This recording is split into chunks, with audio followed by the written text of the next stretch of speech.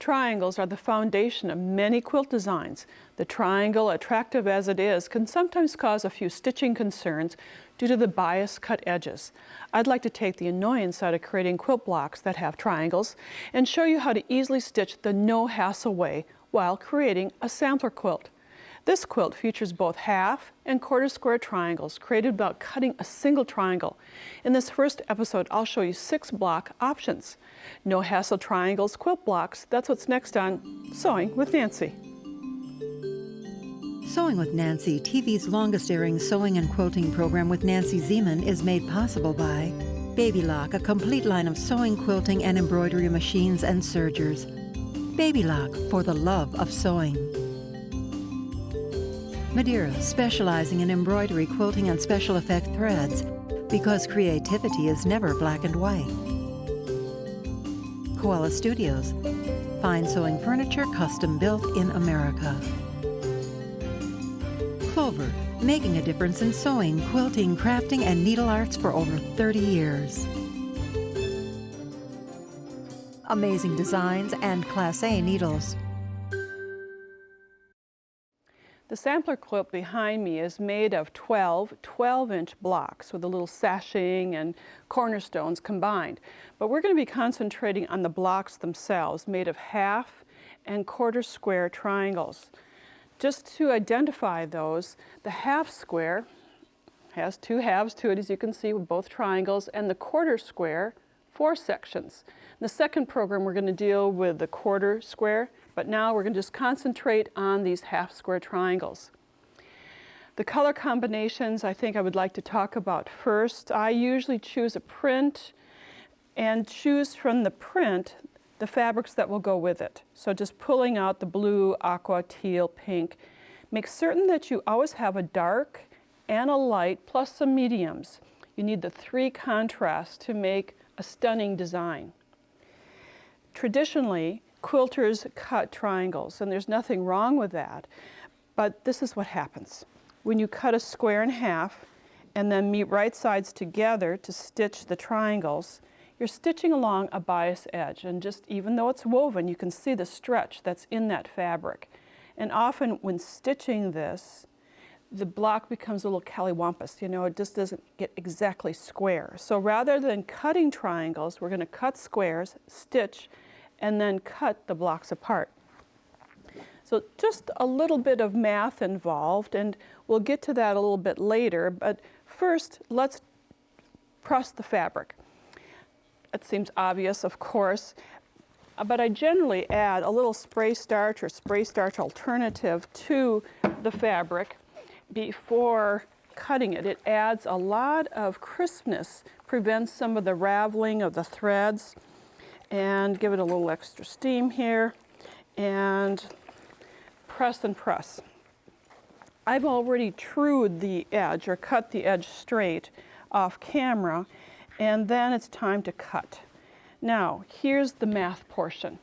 For each block, to make it a half square triangle, you're going to take your finished measurement, and the block that I worked with just a few minutes ago was 4 inches finished, add 7/8 of an inch. So you're going to cut a strip 4 7/8. If you're making a 6-inch finished block, you got it 6 7/8. So it's just 7/8. Then place the ruler on top of the fabric, align all the respective cut edges, and then do a nice clean cut.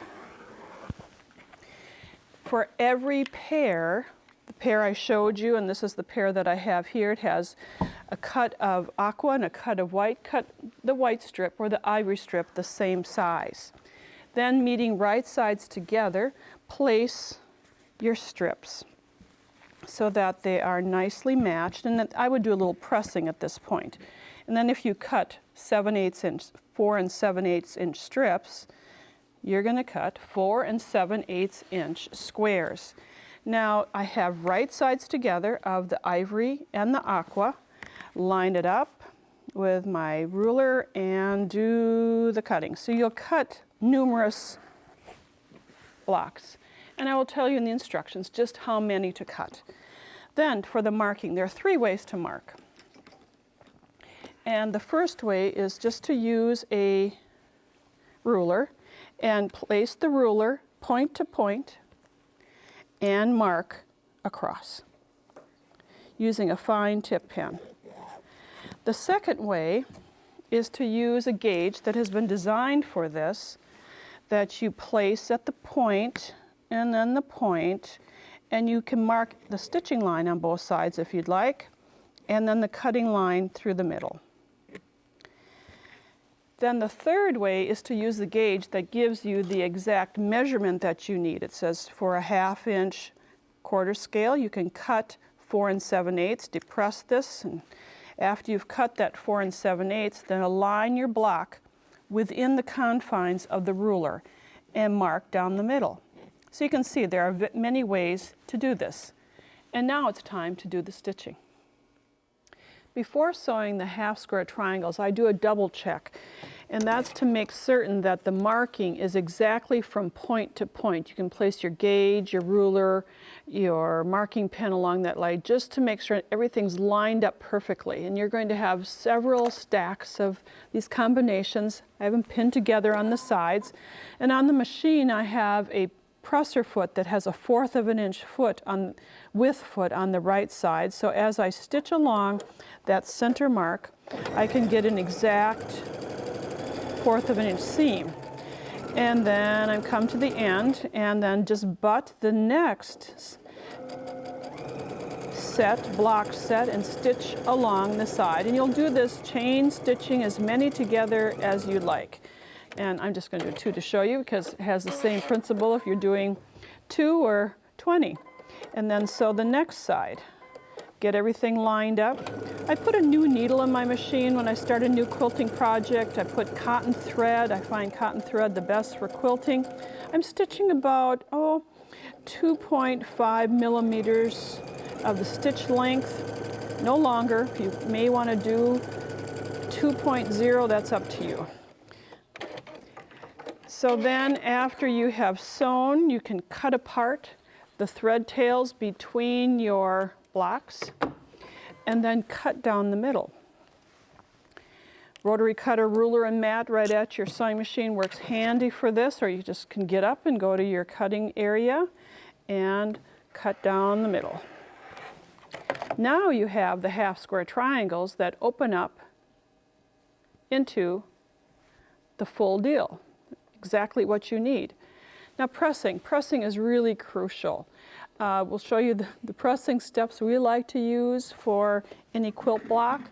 Press 2 ways, maybe 3 times. First, press it flat. Set the seams by pressing flat, and you're going to be pressing many more at a time. And then press toward the darker side. So if you press from the inside, and then you guide that iron along and press. Now, it works better if you press from the inside because then you don't get a little tuck, and if you want to set that seam, use a tailor clapper and just depress. Don't have to pound it, but that will remove the steam from the fabric and you'll get a very nice crisp seam in that area. And you'll get 2 blocks, 2 1/2 square triangles from each set, the block set that was cut in this instance 4 7/8 inches. So as a quick review to making 1/2 square triangles, you're going to cut the squares, the finished measurement, which is 4 in this case, plus 7/8, or you can look on your gauge and it tells you what to cut, and then meet right sides together of your block set. Place a gauge, a ruler, and mark with a fine tip point from point to point. Set your machine at a very short stitch length, stitch a 1/4 of an inch on either side. After you press, you will find that this block will be 4 1/2 inches. So after it's sewn in the seam, you'll be down to a finished size 4, a 4-inch block.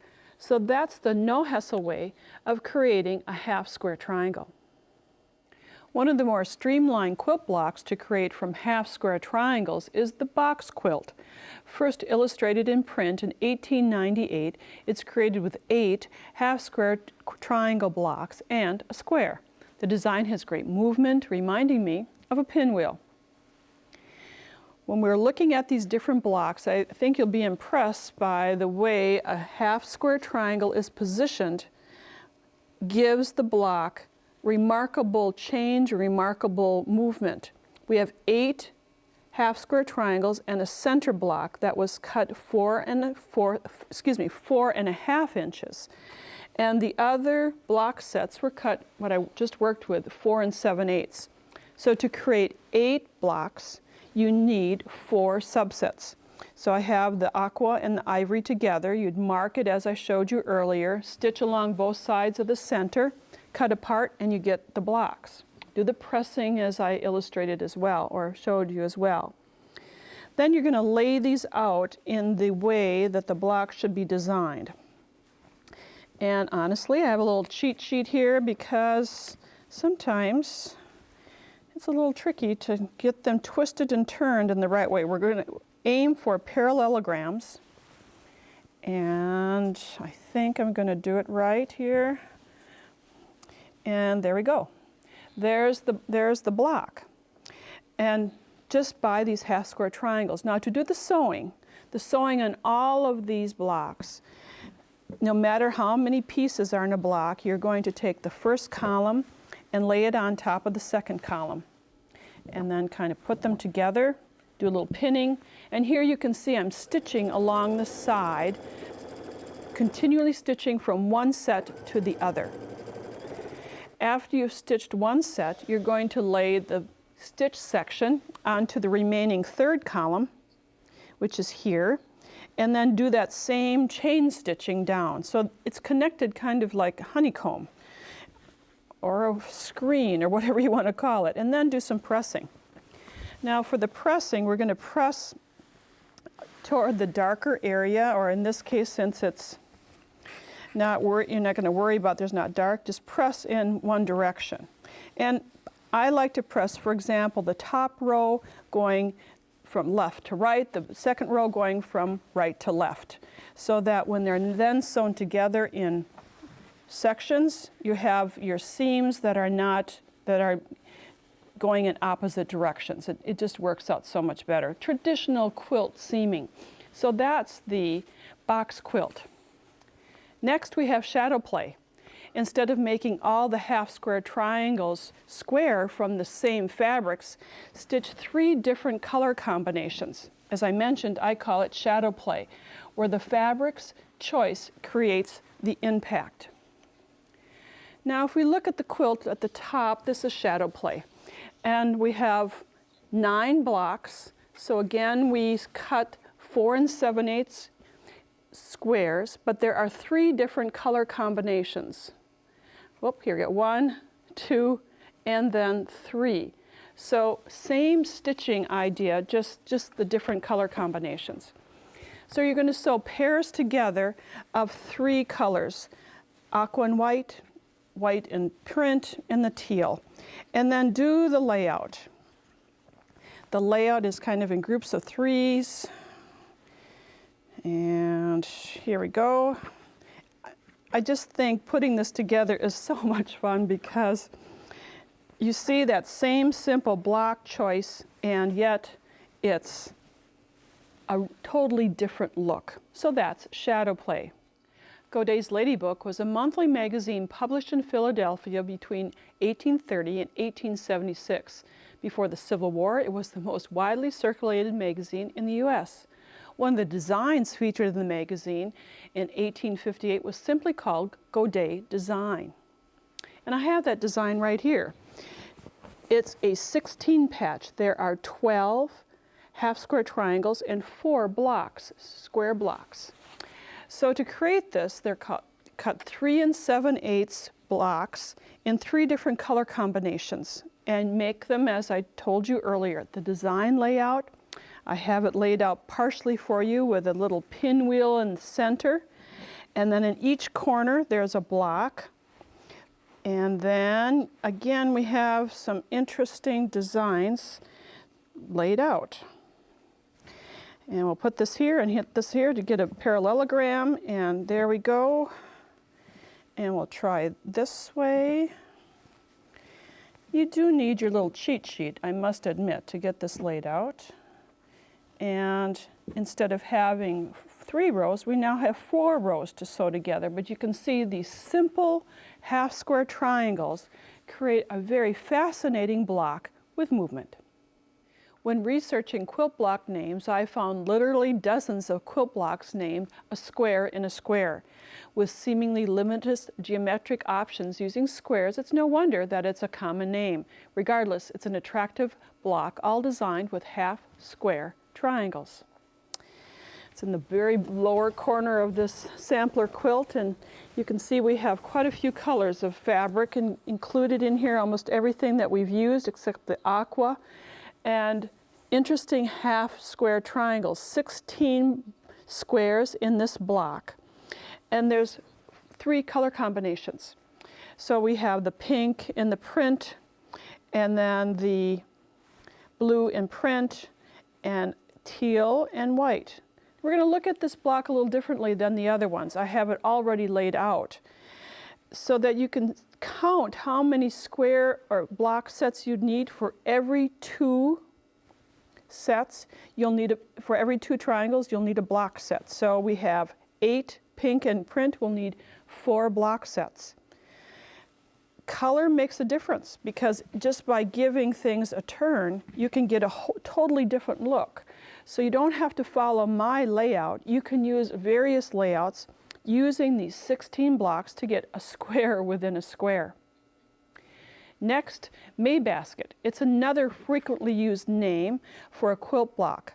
I also found this block named cactus flower. Your fabric choice will dictate the name you choose.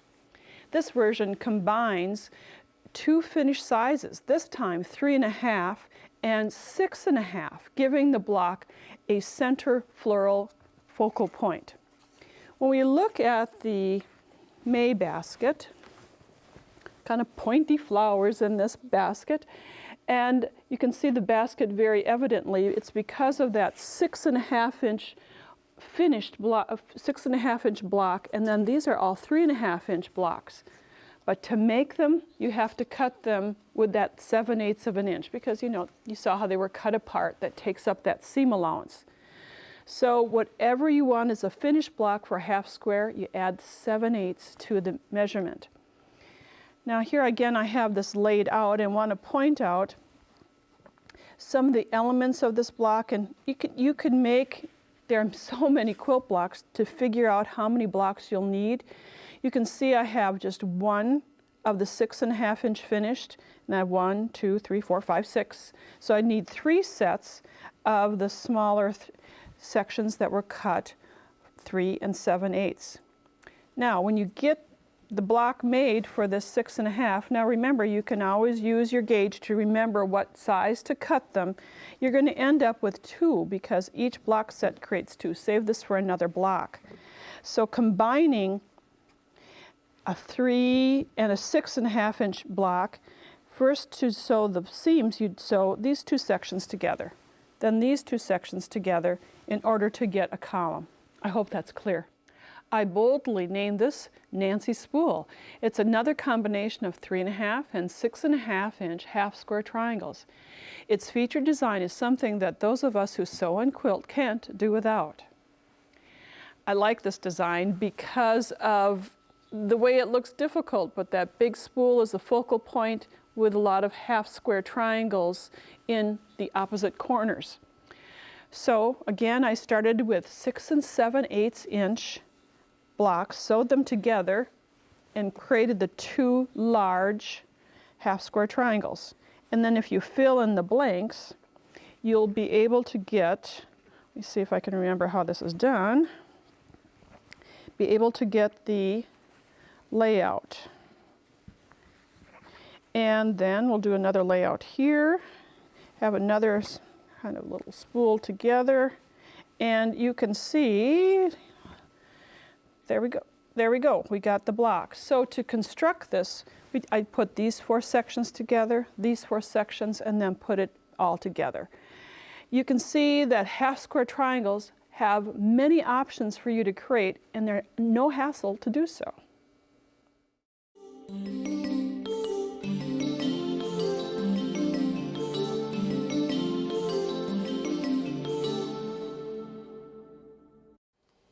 Next on Nancy's Corner, learn how a simple sewing project helps at-risk children who are neglected or abused.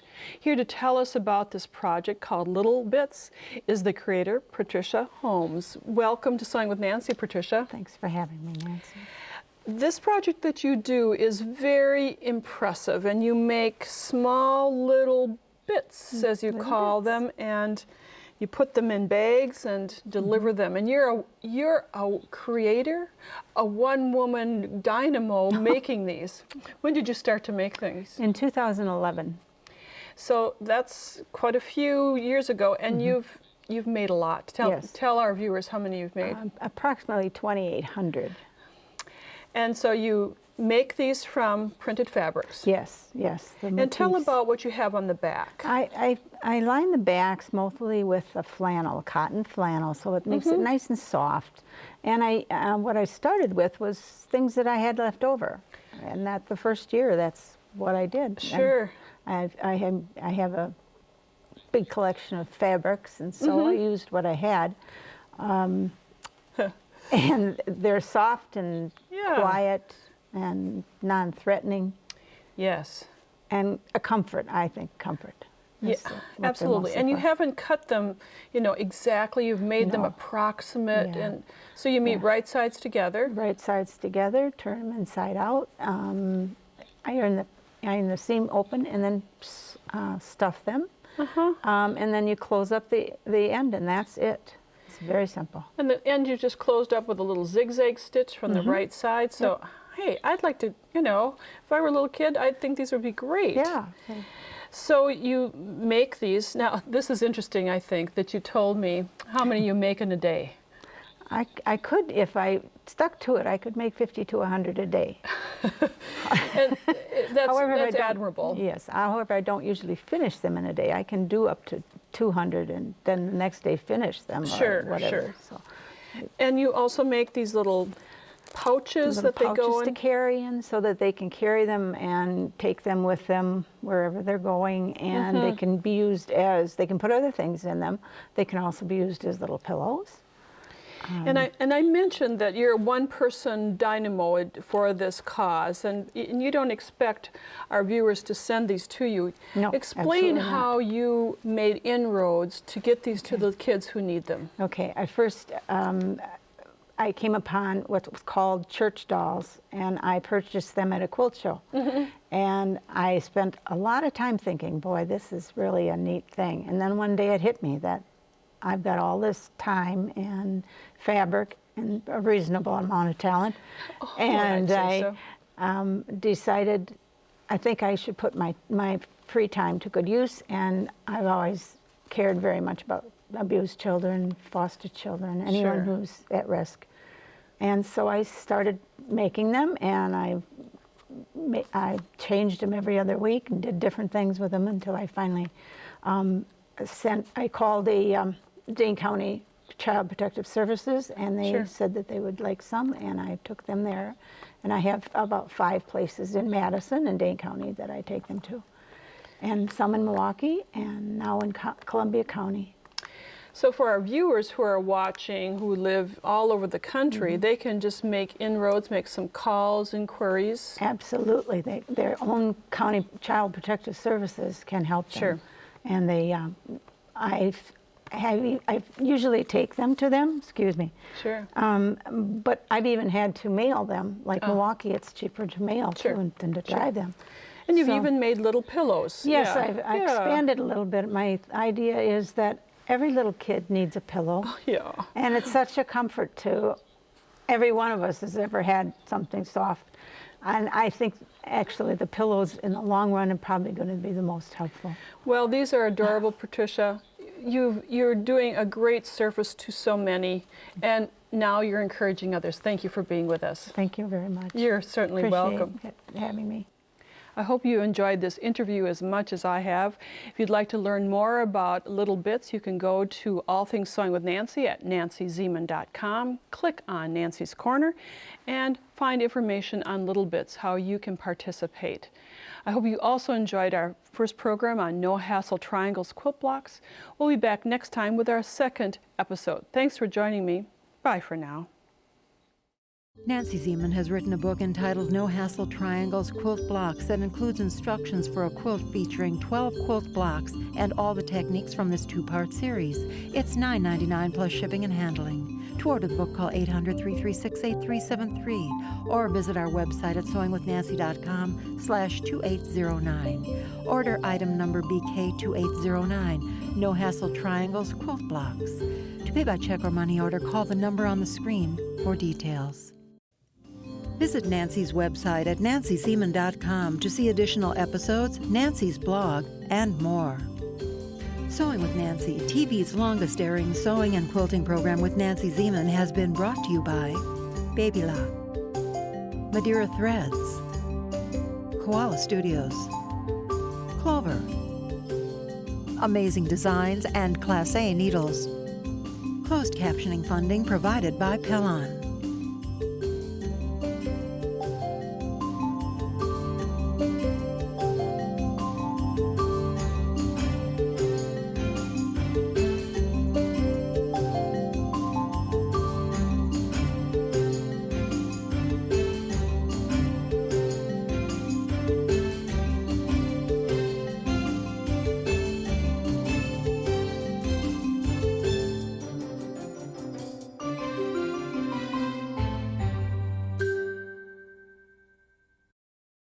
Sewing with Nancy is a co-production of Nancy Zeman Productions and Wisconsin Public Television.